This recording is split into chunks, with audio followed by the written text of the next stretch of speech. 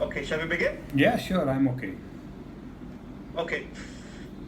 Hi, everyone. This is the New Space India podcast, and today we have Mr. Surendra M. Vedya, who is the Executive Vice President and the Business Head for Godrej Aerospace. Welcome to the show, sir. Thank you so much. So, Godrej has been a very big name, of course, associated with the Indian space program, and your contributions have been there for many, many decades. Before we get to Godrej itself, I want to learn about what got you into Godrej and what got you into the aerospace division and how Godrej started the aerospace division and started collaborating with ISRO. Okay, so thank you, Dr. Narayan. Let me start with myself. I think that will give some background of how I got into this aerospace. I am a 1983 graduate from IIT Mumbai, IIT Bombay, with metallurgy as my subject and specialization in welding.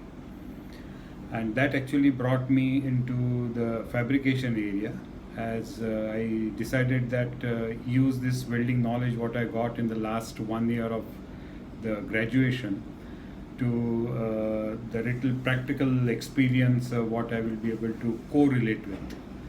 And that is how I joined Larsen and Toubro and got into various special fabrication areas. I mean, that's the time when 83 Larsen Toubro was looking for setting up new facilities at Hazira, and they wanted to start with the offshore platforms. It was a very large yard what they took it, and for the first time a new code, a new set of materials, new welding standards, new fabrication standards were required to be studied, because Larsen Toubro was earlier to that was into the pressure vessels, and that gave me exposure to various international codes, because in India by that time the codes were not established for the offshore platforms.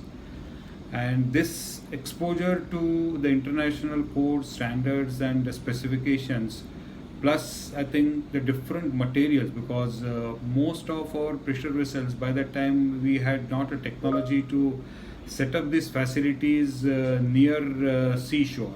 Most of our refineries, petrochemical industries, they were deep inside earth, and most of them they were using sweet water. But now the technology was changing, and offshore platforms, as you know, they are have to be on the sea itself, on the ocean itself, and that's why these new materials were required to be studied.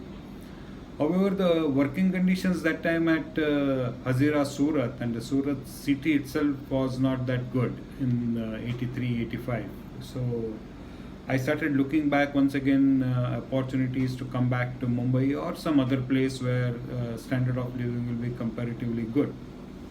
And you must now look into it in a little different fashion also. I will say among the batch of 36 whom we passed out in 83 in the metallurgy, we were the only four who stayed back in India. Otherwise, all other 32 were moved to US for doing higher studies or getting into, that time I think the software was at a peak.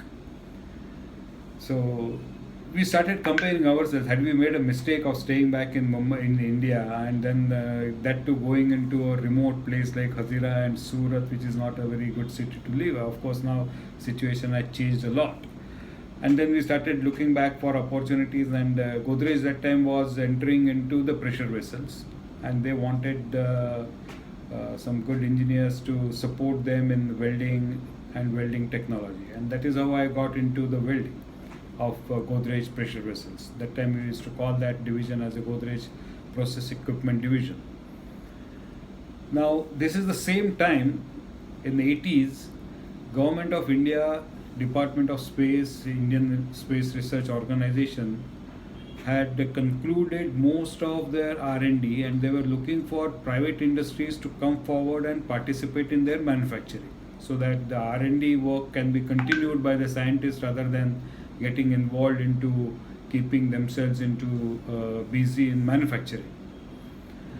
Now, obvious choice was Larsen Toubro, Walchand Nagar Industries, because they were experts in engineering at that time. But at Godrej, we used to have very specialized knowledge in machining of very critical parts and components for our own tool room. It was not that we were doing it for anyone else. We were doing it for our own usage. But Mr. Navroji Godrej, father of our current chairman, who was a chairman then, he was very fond of machines, and he used to really move across all over the world, and whatever machines he will feel that these are the best in class, he will buy and position them in tool room.